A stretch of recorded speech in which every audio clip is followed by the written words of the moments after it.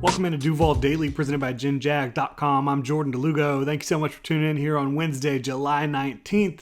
We are just days away from Jaguars training camp officially getting underway. We had the unveiling of Miller Electric Center yesterday. If you want to see some highlights for that, you can go check out our short video on our tour of the facility, which was pretty amazing. Unbelievable facility. Excited to be able to get out there, watch some Jaguars practice in a new facility that was much needed, and it's going to help them out in a variety of ways in 2023. But want to get into some training camp position battles before the start of training camp. Talk about it just to give you guys a little bit of an idea of what I'm expecting at some of these positions. We're going to start it off at wide receiver. Before we get into that, if you enjoy the content here, please like and subscribe. Hit that notification bell. Also, if you want to support the channel further, you can check out genjag.com/shop. Pick up some new Duval gear like the hat I'm wearing right now. Lots of other fun stuff. Check it out, genjag.com/shop. So we're going to start off with these wide receivers here. The Jaguars currently have 12 receivers on their roster. There's not nearly enough room to keep even 3/4 of those guys, right? I think that there are 5 true locks at the wide receiver position,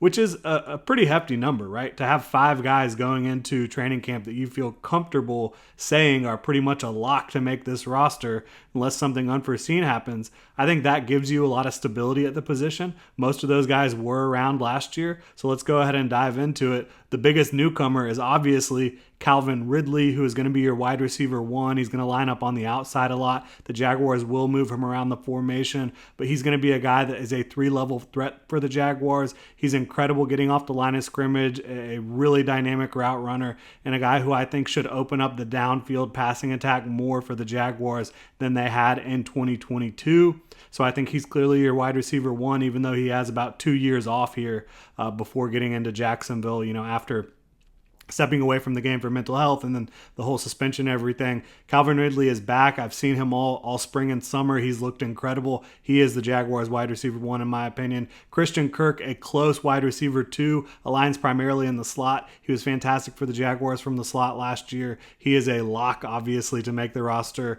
The most expensive wide receiver on the Jaguars roster in 2023 is Christian Kirk, but well-deserved. The payday that he got last year, he went out and earned it in 2022. I expect him to have even more chemistry and rapport and understanding of the offense going into 2023 and have a really big year for the Jaguars again.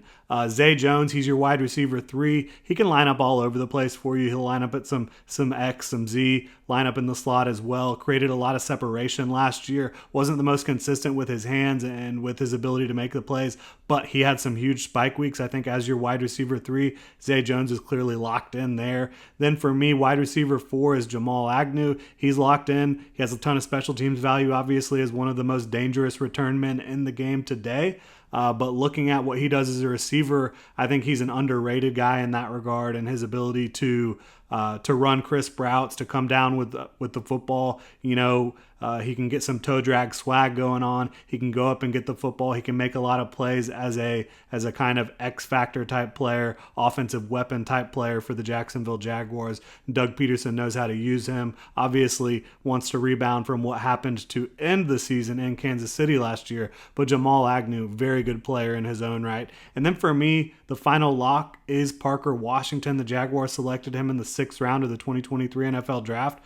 For me, I think it's absolutely insane that he fell all the way to round 6 in this draft class. I had him as a 3rd round grade, a guy that I think is going to be a starting slot receiver in this league at some point. Now, obviously, not a clear path to get there with Christian Kirk in the fold here in Jacksonville, but I think Parker Washington is going to be a guy that can step in, and if there's injuries ahead of him, if there's anything going on, he can play special teams for you as a returner. He can also line up as a slot receiver, and I think he's going to end up being really solid in that regard. A crisp route runner, a really strong football player. He's over 200 pounds at about 5'10", so he brings a little bit of a running back type build to the position, but tremendous hands, very good route runner, explosive player. Excited to see what Parker Washington can do for the Jaguars in training camp. And then for me, you're probably going to have the rest of these guys, 7 guys competing for one spot. Usually teams keep about 6 receivers. That's kind of the most common number when you're looking at how many receivers a team will keep after training camp. So 7 guys, 1 spot. Let's dive into it. I think Tim Jones probably has the inside track. He was the Jaguars wide receiver 6 last year. He's a really good special teams player. He's a really good blocker. He will do the dirty work for you. So I think the coaches really respect the special teams ability, the blocking ability. And he's a pretty good receiver in his own right as well. So I think he has the inside track right now, just because if you're going to make the back end of a roster, you're going to have that special teams, that dirty work value. And they know that Tim Jones brings that to the table.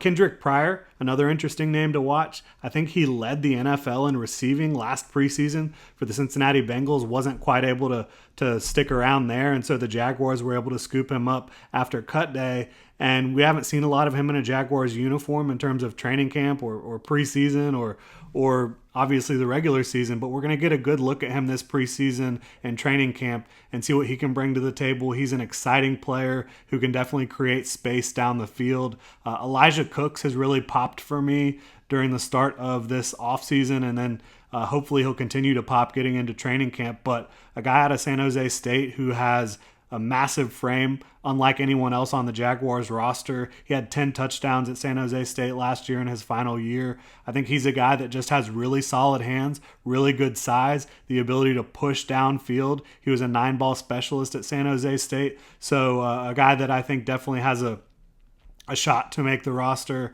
on the back end there. Everyone knows about Kevin Austin, an undrafted free agent last year out of Notre Dame. Tremendous athlete. The question with him, how can he develop as a technician, as a guy who can catch the football, can run routes, all that stuff that you need to do to be able to make it in the NFL? Will he be able to show that he can do that at a high enough level, at a consistent enough level to really compete for the back end of this roster? That remains to be seen. You've got Jarae Jenkins and Seth Williams, a couple SEC guys. Both have pretty good size they bring to the table, balanced overall games. So they certainly are no scrubs there. And then Jacob Harris out of UCF. The Rams drafted him in the 4th round, I believe, a few years back. Kind of a hybrid player, wide receiver / tight end. Don't know really what to call him, but he's got size, he's got speed and playmaking ability. There's no doubt about that. So those are kind of the rest of the guys in this group. Like I said, I believe there are 5 locks. I think they'll keep 6 players at the position. That's the most common number around the league. Realistically, for me,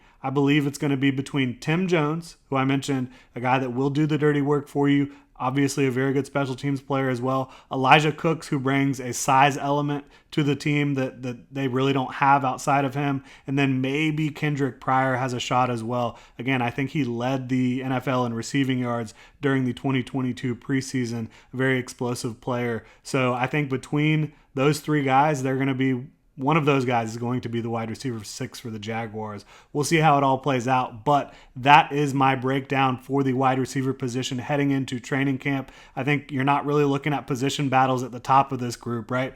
Calvin Ridley's locked in at wide receiver 1, Christian Kirk wide receiver 2, dominating from the slot. Zay Jones, your wide receiver 3. You've got Agnew. You've got Parker Washington, who you brought in the draft. So for me, you're looking at one spot for the rest of those guys, and I think it's going to come down to Kendrick Pryor, Tim Jones, and Elijah Cooks. Thank you so much for tuning in. Hit me up on Twitter at Jordan DeLugo. You can follow Generation Jaguar at Generation Jag. Hit that like and subscribe button here on YouTube. You can also drop a comment in the comment section below. Helps the algorithm out quite a bit. And if you want to support the channel further, check out genjag.com/shop. Pick up some new Duval gear. Have a good one, y'all.